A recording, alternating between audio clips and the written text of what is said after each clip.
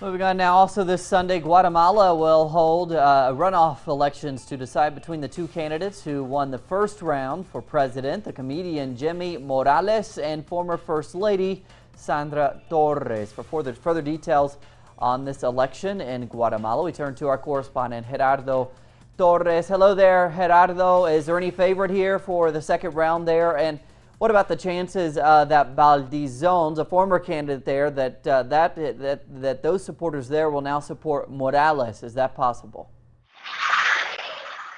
Well, hello, Cody. This Sunday, the Guatemalans will decide for the new president. 7.5 million Guatemalans are called for voting. The favorite candidate is Jimmy Morales. He has an advantage of Sandra Torres since the first round that occurred on September 6th.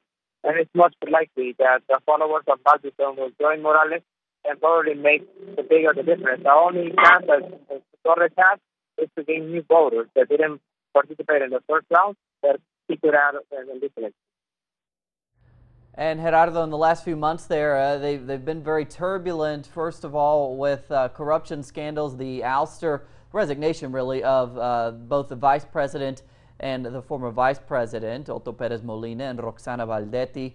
How is that scandal and what happened there going to affect these elections now?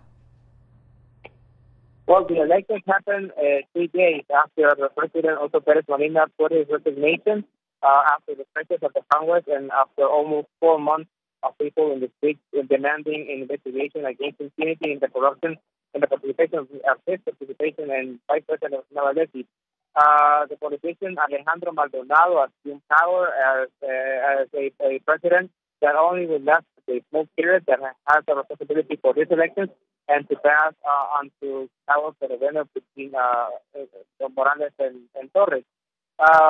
The expectations in the population of Guatemala are high, but many say that they don't feel represented neither by Torres or by Jimmy Morales, and they're just expecting who of them could win. But the social movement that began against Perez Molina are sure that they will continue demanding that there will be no impunity and no corruption in the new government that is about to begin. And very quickly, Gerardo, because I think it's important to talk about sort of the electoral process there. We know already that 20 people have been killed so far during this process. Authorities say they're deploying 59,000 police and military officials to protect the process. Can we expect a safe election day there?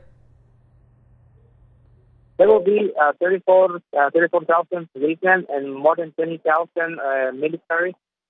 With prosecutors and international observers, we're talking about more than 60,000 people that were observing and giving security during the election. There could be confrontations. What is expected by the government is to minimize as possible this confrontation, and that there will be no registration of people murder or violent encounters in the elections on Sunday. There's a lot of movement and security around the election, and hopefully it should be a peaceful one. All right, let's hope for a safe process there and that people can cast their votes and their ballots in peace and decide their new president after what has been a turbulent few months there in Guatemala. Gerardo Torres, thanks so much. Thank you, brother.